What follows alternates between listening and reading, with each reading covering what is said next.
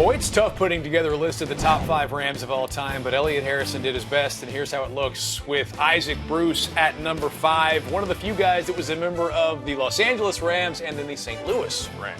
Yeah, I think our coordinating producer, Dave Frederick's probably glad that they're out of St. Louis. He was a St. Louis Cardinals guy, and so I think he's going to be happy that the Rams are in Los Angeles. Los Angeles fans are happy they just got the number 1 overall pick, but let me tell you, they'd be really happy if their quarterback that they're presumably going to take had a wide receiver like this to throw the football to. Isaac Bruce. Nice long segue.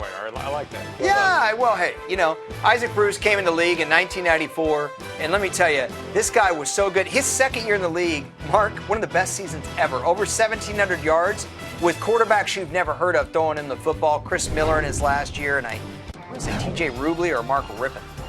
Orlando Pace at number 4. You know, when you see a can't-miss number 1 overall pick, 50-50, there can't miss. This guy actually was. What a solid, long-time player.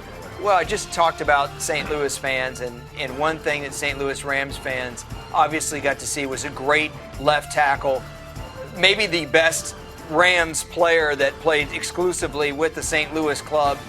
The thing about Orlando Pace, man, is that he was really the prototype for what you want in a left tackle, but he came into the league with Walter Jones and Jonathan Ogden, and he was as good at his job on those greatest show on turf Rams as any other player was. Which asked guys to block a little bit differently than a traditional blocker might have as well. Yes.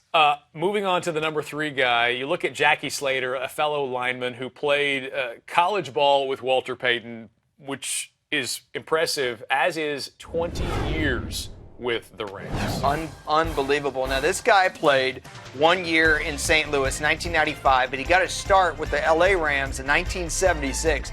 That was a very good team that he joined. The Rams were an outstanding club in the 1970s.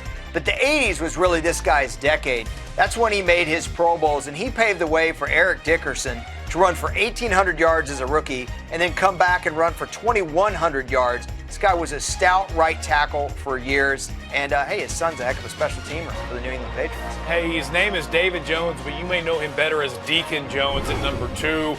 Defensive end on the NFL's 50th and 75th anniversary all-time teams. Yeah, Deacon Jones, fantastic career while with the Los Angeles Rams. And this guy was really the premier sack master, maybe the original sack master pro football. Before it was a stat. That's right. He kind of coined the term. He did. And look at those white and blue uniforms. But my favorite stat, unofficially, Deacon Jones, from 1964 to 1968, Mark, 102 sacks.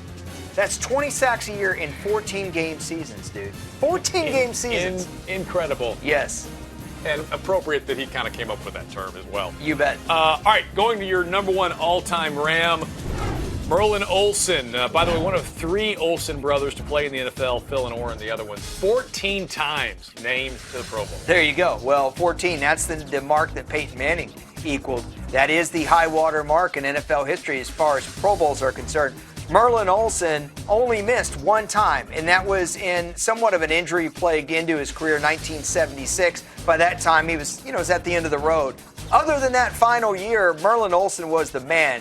He was the leader of that fearsome foursome, more quiet than Deacon Jones. But Deacon Jones talked about what a great fundamental player Merlin Olsen was. He was a member of the all-time team. He is a true Hall of Famer on and off the field. Great color broadcaster as well. A big fan of Merlin Olsen. Greatest Ram ever. Yeah, well, that's according to your list here. You see some guys that could have made the list, though, as well. Jack Youngblood certainly would have been interesting. Eric Dickerson. Our colleagues here at NFL Media, Marshall Faulk and Kurt Warner as well. Yeah. Could have been inclusions. Couple notes on that. So Jack Youngblood, I hated to leave off, but I really wanted to cover more than just an era of the 60s and 70s. I already had 2 defensive linemen on there. I want to be versatile with this list, but Jack Youngblood certainly deserved it. Eric Dickerson was phenomenal, but he only played 4 years and 2 games for the Rams. Marshall Faulk, Kurt Warner, same deal. I love my colleagues here. Kurt Warner, though, played 5 years for the Rams. Marshall Faulk, 7 years for the Rams. And honestly, I feel like Marshall Faulk's tenure with the Colts is very underrated in history. He was as good a player to me with the Colts as he was with the Rams. That's the only reason why these guys didn't make the list. I was looking at longevity as well as productivity. If we're being honest, there are a couple of the franchises that you're having to really work to find 5 guys. This one, you're having to work to whittle it down. No question. With Isaac Bruce, Orlando Pace, Jackie Slater, Deacon Jones, and Merlin Olsen, your top 5 Rams of all time per Elliot Harrison. I hate leaving Marshall and Kurt off. Youngblood, too. But those white and blue jerseys, sweet.